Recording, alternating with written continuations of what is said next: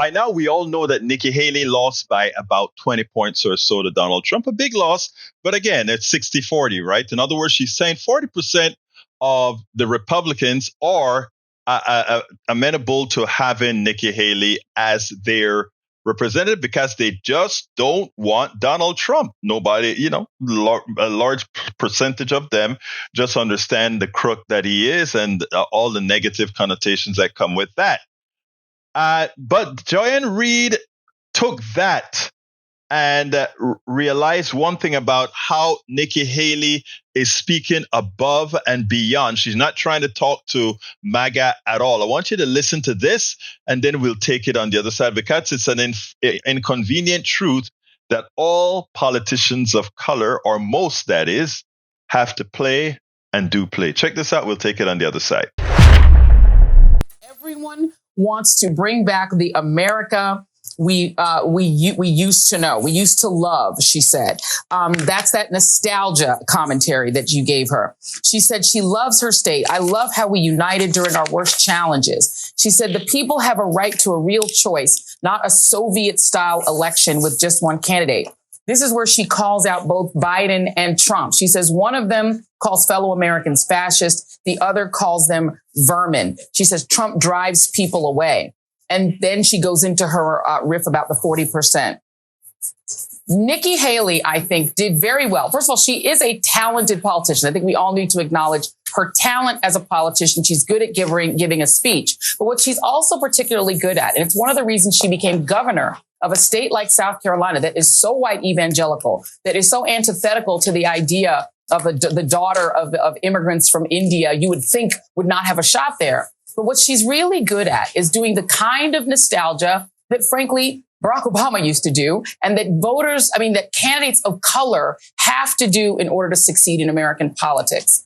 They push to a nostalgia about this. We are in America with possibilities. It's the reason she won't say America is a racist country. It's the reason most Black politicians won't say it.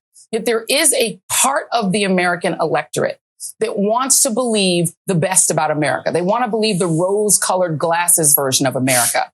Tonight, Nikki Haley spoke to those people who she has very accurately said make up maybe 4 out of 10 Republican and Republican-leaning independent voters. She didn't try to speak to the MAGA crowd. She didn't try to pander to Trump's voters. She ignored them, essentially. Mm-hmm. And she went straight for that kind of nostalgia portion of the Republican Party that still remains. I thought that was very smart. And that is kind of what I was saying that she might do, to sort of leapfrog over MAGA, to ignore them, essentially, and to speak to that kind of nostalgic voter that in the past voted for, George W. Bush or whatever. She's a standard issue, old style type Republican who has zero shot of being the nominee in this election, right? However, she is keeping alive the fact that that part of the party and that part of the independent portion of our electorate does exist. Now, her policies are far right. If you dug deeper into what she believes, she's a far right-wing Tea Partier. But she presents as that old-fashioned type of nostalgia candidate, and a candidate of color in the Republican Party, where I think there's value to that. So her staying in the race, I'm quite sure that the Democrats are very happy to have her. She's not going to be the nominee, but she's a reminder every day and every time she opens her mouth that there still are Republican voters who want something other than MAGA, who believe in something about America that isn't MAGA, and who actually are open to someone like her, who looks like her, who sounds like her, who's a woman, who's the daughter of immigrants. It's a reminder that if you're a nostalgia voter, you're not alone. Yeah. And about 40% of Republicans and Republican-leaning independents agree with you. I'm sure the Biden campaign couldn't be happier to have her in the race and to stay in. Joy-Ann Reid nailed it. And let me tell you something. After she had that in-depth analysis of Nikki Haley's speech, it was clear to me that neither Rachel Maddow, Chris Hayes, all these great progressive folk just simply didn't get it. They moved on to a subject that simply didn't give enough notion to what Joy-Ann Reid had to say. It is something so important that she said, and I think it went right over their heads.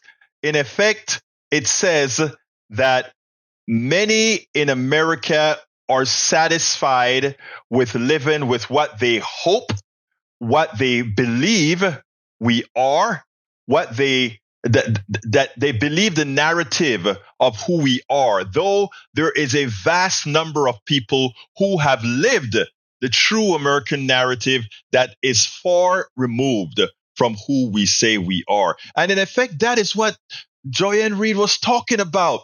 She was trying to tell you that in order for these politicians of color to win in a broad race, they have to play to that sensitivity.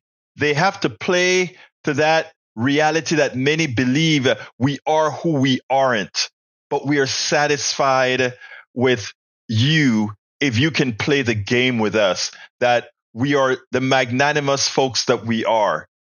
And she said it in such a non-offensive manner, in such a manner to say, let's look inward. And that because what Nikki Haley did is what Obama had to do, is what every single candidate of color has to do to placate themselves for election.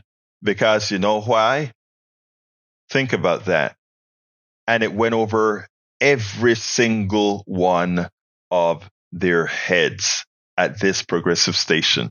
I sat down there and listened, and I just knew Rachel Maddow was going to come back and say something and elaborate on what Joy-Ann Reid said, but they all missed it. And I bet, absent what I'm talking about here, I bet a lot of America did as well. We spend a lot of time deconstructing the news, trying to parse it into a form that everybody can understand. We try to find those little nitpicks where it flies above the fray, etc.